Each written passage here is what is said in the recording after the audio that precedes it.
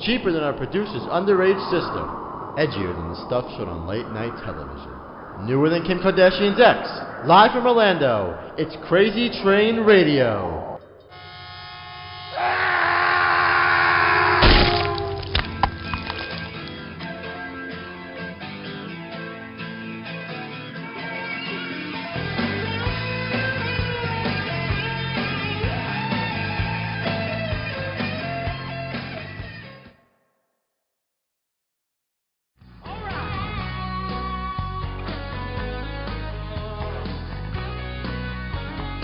Hi everybody, this is John Barry and you're listening to Crazy Train Radio.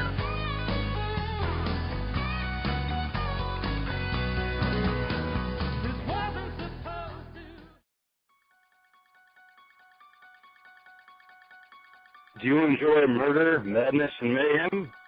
Then find it with the King of Horror, Andy G, and the Mad Cat Guru of Geek Keith on Talking Terror Presents on blogtalkradio.com and iTunes. Talking Terror Presents, where no film is too good or too bad. Stay scared.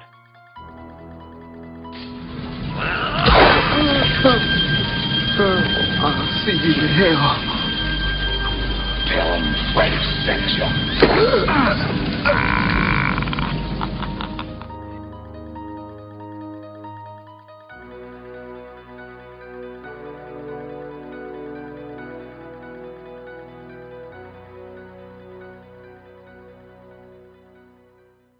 Like tailgating, stock car racing, and the blues, Yuengling is purely American. Like neighborhood hardware stores and local diners, Yuengling is a family business. And just like talking football, politics, or beer, Yuengling is no nonsense. Yuengling is like a lot of things, but our lager is unlike anything else. It's a true American lager, purely independent in a way that's hard to find these days.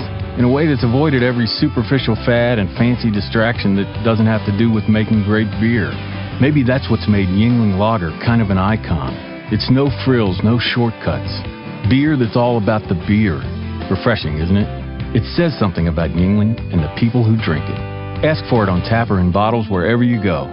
And get a taste for yourself of an American original. Think about it. We've survived for 185 years by making darn good beer. Yuengling Lager, from America's oldest brewery. D.G. Yuengling & Son, Pottsville, Pennsylvania. Please enjoy responsibly.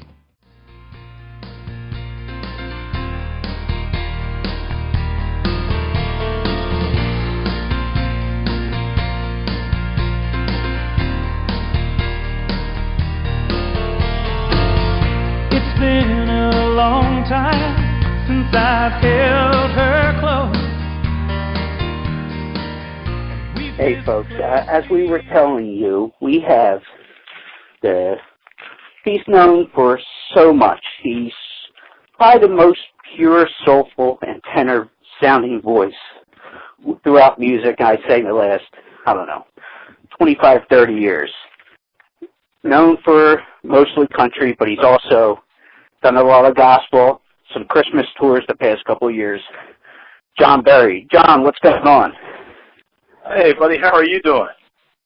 Good, good. So, as we were talking off air, where in the world is John Barry now these days? Well, presently we are passing through San Antonio, Texas on our way to Greenville, Texas for a show tonight, or tomorrow night.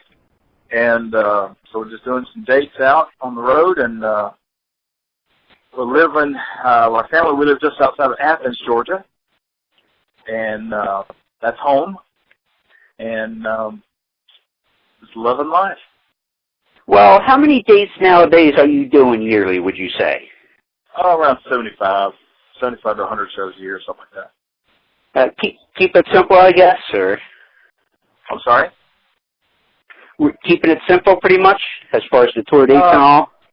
Yeah, it's we do a lot of what we call our trio dates. It's my wife Robin sings with me, and our Mike Steele plays bass and acoustic guitar and sings with us, and we've got our sound and lighting guys that go out with us, Hunter and Jamie, and we go out and do our dates and just have a lot of fun. It's a lot, and then of course Christmas tours is a full production, full band tour. We do about 20 cities each year, and then we have some other band dates throughout the year where we take the full band out. So.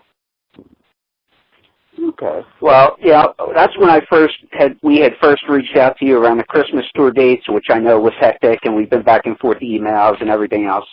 And I hope I'm not throwing you under the bus here, but I could say one of the first things John had told us when he responded to the email first when we reached out, and John says, and like I said, I hope I'm not throwing you under the bus here, that you were pretty much the jack of all trades. You are the artist, the PR person, the janitor, in John Berry Inc. You do everything. And I'm driving the bus right now. I hope you have a CDL person. Texas State Troopers, get on the phone here. I'll pass along this number. There you go. but yeah, let's jump into your music a little bit, which I found interesting. For someone who has the gospel background in the country, success and all, that you really appreciated growing up. A lot of the Philadelphia soul sound, like the Shy-Lights and the Stylistics and things along that line. What was it about that style of music growing up that you really appreciated? I don't know, just something about that kind of music just really spoke to my soul, man. That was just really cool. And I still love that kind of music. There'll be sometimes I'll be driving and I'll search out a cool gospel station or R&B station. I just love that kind of music, you know. And I can't pull it off, but you know, there's some guys like T. Graham Brown and some of those cats who can really sing that kind of stuff. But you know, there's a little soulful edge when I sing, but I can't pull off what those cats pull off. But there's something about it that just really speaks to me. I just love it. Well, and I think it's a song in particular. I know it's not the time of the year and all that and I know lots of people have probably told you this with radio and interviews and fans alike. When you do "Oh Holy Night," that's pretty because that's one of those songs that a lot of people have done throughout the years. Isn't there a story behind that song in particular? Why it's so special to you, John? Well, there's a couple of things, but one being, you know, of course, my wife Robin and I, we did a Christmas show at our church back right after we got married. We got married in 1988, and 1989, I think that might have been Christmas of '88 or Christmas of '89. We did a Christmas show at our church, and just with the two of us, and our sister-in-law Tracy sang with us, and the church pianist played piano with us, and of course, we did "Oh Holy Night" to close out the evening. And of course, the folks really loved that. It was a big hit for us, you know. They just loved it. But then the following number of years, we did the Christmas show at our church, which that was the only one we did each year. It grew and grew, and to where there was, you know, our band and a string section from the University of Georgia String would play with us, and it was a big deal, you know. And "Oh Holy Night" was just always the featured song, and it just got a great response. And fast forward years later, when I've got my record deal and with Capitol, and I had that brain surgery in '94, right the same day Your Love Made It to Be was the #1 record, which is coming up on 20 years ago, this coming May 10th. And after I had that surgery, the response from radio was so supportive, and fans throughout the country were so supportive. We went into the studio and recorded "Oh Holy Night" and "O Come Emmanuel," and we put together a thank you card and sent it out to all the radio stations around the country, just as just an appreciation of their kindness to me during a very difficult time. And it got so much airplay. It was astonishing. And there was something just really remarkable about that recording. I mean, to me, one of the real, how do you say, the art of recording is how much emotion can you create around a song in a recording studio and capture that. And years later or whatever, somebody can put a CD on and they can still feel the magic. You know? How can you capture that? And, you know, so that particular day, to be in a recording studio, recording such a beautiful piece of music as Oh Holy Night, 30 days after I had brain surgery. Unbelievable. Now, if I can ask, what was that, because it's been, like you said, it's been 20 years, a little over, what was the reason you needed that brain surgery? Well, right in the third ventricle of my brain, there was a what they call a keloid cyst. It basically amounts to being like a little blister, about the size of the end of your pinky finger. And it doesn't sound real big, but when you get in the middle of your head, it's huge. It's like pulling a tractor trailer into a drive-through. Just doesn't work too well. And the problem was that it was blocking the fluid from draining down the spinal column. And just build up of pressure and build up of fluid and change of personality, change of complete loss of appetite, nauseated all the time, and just turned into somebody else. It was very difficult, very, very unbelievable time. And so they went in and did this fiber optic surgery. They drilled 2 holes in my head. It went in with a camera, fiber optic camera, and a laser beam that poked a hole in it. And the excess fluid drained out and it flattened out and it dissolved away. And I woke up and I was pretty much me again. So. Well, that is definitely a good sign. The other big procedure you had was on your vocal cords. How long did that really take to recover from? Yeah, that was a long haul. I had to cancel a Christmas tour that year. And it was a mess. It took about almost a year off. And that was tough. I bet. Especially when it's your profession, you need your vocal cords to do your current profession and what you've been doing since 1979. So. Yeah, we needed that. It would take the time off that was necessary for that to heal up properly. So things to be good. Overall, how you feeling now? Good. Doing good.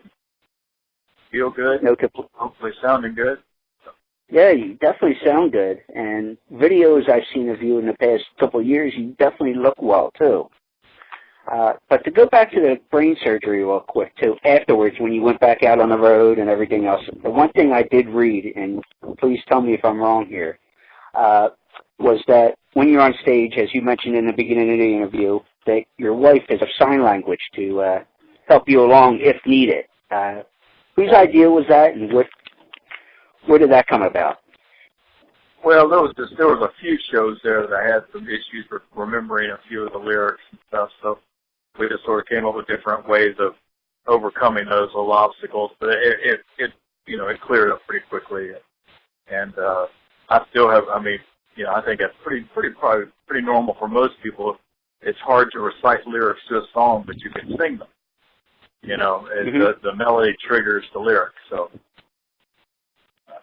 Well, is that something like even now to this day, maybe not because of that, but for whatever reason, she'll give you a look, or when you guys are on stage or doing whatever to kind of kick you in the butt, so to say? Oh, yeah. We'll say sometimes, especially this song like last night we did, I Will If You Will. I haven't done that in a while, and Robin, she was sort of singing along with me off the mic, so in case I dropped a lyric or something, she'd jump right in there and remind me where we're at.